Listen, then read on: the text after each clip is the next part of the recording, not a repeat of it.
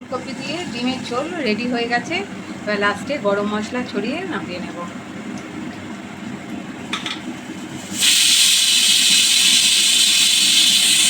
নমস্কার বন্ধুরা, আমি আবার একটা রেসিপি নিয়ে হাজির হয়ে গেলাম। আজকে আপনাদের করে দেখাবো ফুলকপি, আলু আর ডিম দিয়ে একটা রেসিপি, ডিমের ঝোল। একটি মাখা মাখা ঝোল, যেটা ভাত, রুটি সব জিনিসের সাথেই খাওয়া যায়। পুরো ভিডিওটা দেখবেন। ফুলকপি, ডিম, আলু দিয়ে ঝোল বানাবো। তার জন্য এখানে ডিম নিয়ে নিয়েছি, আলু কেটে নিয়েছি এরকম করে মাংসের আলুর মতো, আর ফুলকপি নিয়ে নিয়েছি। ফুলকপিগুলো হালকা সিদ্ধ করে নিয়েছি। আমি সবসময় সিদ্ধ করেই ফুলকপিগুলো নিই, লবণ দিয়ে হালকা সিদ্ধ করে নিই। চলুন এবার রান্নার দিকে যাওয়া যাক। এখানে ডিমগুলো সিদ্ধ বসিয়ে দিয়েছি। কড়াই তেল দিয়ে দেব।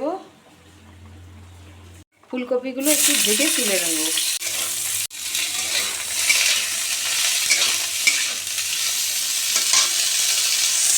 কপিগুলো ভাজা হয়ে গেছে, এবার তুলে নেব। ওই কড়াতেই তেল দিয়ে দেব 2 চামচের মতো।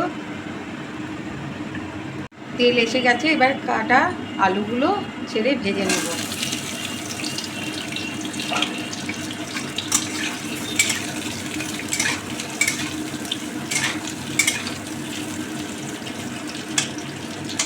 আলুগুলো ভাজার সময় 1 চামচ লবণ দিয়ে দেব, তাহলে আলু ভাজাটাও ভালো হয় এবং নুনটাও আলুর ভেতর ঢুকে যায়, খেতেও বেশ সুস্বাদু লাগে।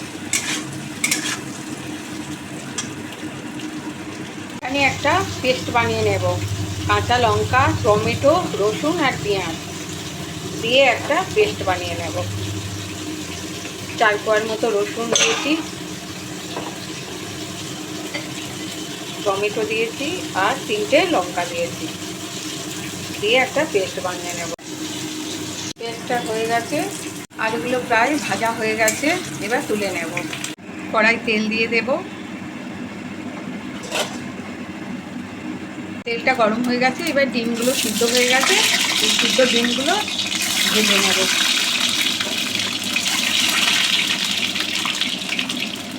তেলে একটু লবণ দিয়ে দেব, সামান্য হলুদ দেব, দিয়ে ডিমগুলো ভালো করে ভেজে নেব।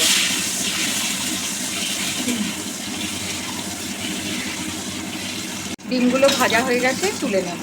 ওই কড়াতেই আরেকটু তেল দিয়ে প্রথমে তেজপাতার 5 ফোড়নটা দিয়ে দেব,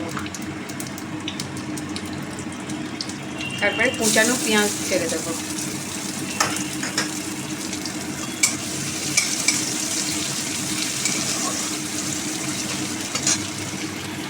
এগুলো ভাজার সময় 1 চামচ চিনি দিয়ে দেব, 1/2 চামচ লবণ দেব। আগেই আলু ভাজার সময় লবণ দিয়েছি 1 চামচ, সেই জন্য এখন অল্প করে দিয়ে দিলাম। পেঁয়াজগুলো মোটামুটি ভাজা শেষ। মশলা এখানে পেঁয়াজ আর রসুন আর কাঁচা লঙ্কা বাটা আছে, মশলাটা দিয়ে দেব। এখানে গুঁড়ো লঙ্কা আছে 1 চামচ, 1 চামচ আছে হলুদ গুঁড়ো, আর আদা, জিরে, ধনে বাটা আছে 1.5 চামচ, আর গোলমরিচও এর সঙ্গে বাটা আছে। আমি মশলায় গোলমরিচ দিই, প্রত্যেকটা মশলায় গোলমরিচ দিয়ে বাটি। শরীরের পক্ষে গোলমরিচ খুব উপকারী জিনিস এমনিতেই। মশলাটা ভালো করে মাংস কষার মতো কষতে হবে ডিমের ঝোলে। 2 চামচের মতো টমেটো সস দেব। মশলাটা হয়ে গেছে, তেল ছেড়ে গেছে মশলা থেকে। এবার সিদ্ধ করা আলু আমি এখানে প্রেসারে একটা সিটি মেরে নিয়েছি। তাড়াহুড়োর সময় এইভাবে সিদ্ধ করে নেবেন প্রেসারে একটা সিটি মেরে, তাহলে রান্নাটাও তাড়াতাড়ি হয়, আলুটাও সিদ্ধ হয়ে যায়, গ্যাস বাঁচবে, সব দিক দিয়ে সাশ্রয় হবে। অল্প আরেকটু জল দিয়ে দেব, দিয়ে ফুটতে দেব। ফুলকপি আর ডিম আছে, এগুলো দিয়ে দেব। আমি একটা ডিম ভেজে নিয়েছি, আমার ডিম ভাজা খেতে খুব ভালো লাগে, ডিম ভাজা দিয়ে তরকারি, সেই জন্য আমি ডিমটা ভেজে নিয়েছি।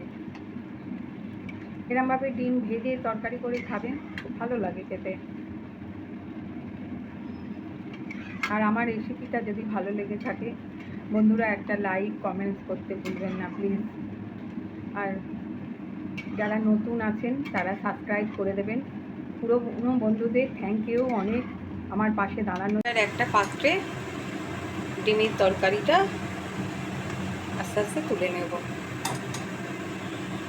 এইভাবে বাড়িতে বানিয়ে খাবেন। যেদিন মাছ মাংস ভালো লাগবে না, সবসময় তো মাছ মাংস একঘেয়েমি লেগে যায় না, ভালো। ফুলকপি আলু দিয়ে শীতের সবজি রান্না করে দেখবেন, অসাধারণ খেতে লাগে। এটা ভাত রুটি যে কোনো জিনিসের সাথেই ভালো লাগবে খেতে। ফুলকপি আলু দিয়ে ডিমের ঝোল রেডি হয়ে গেছে।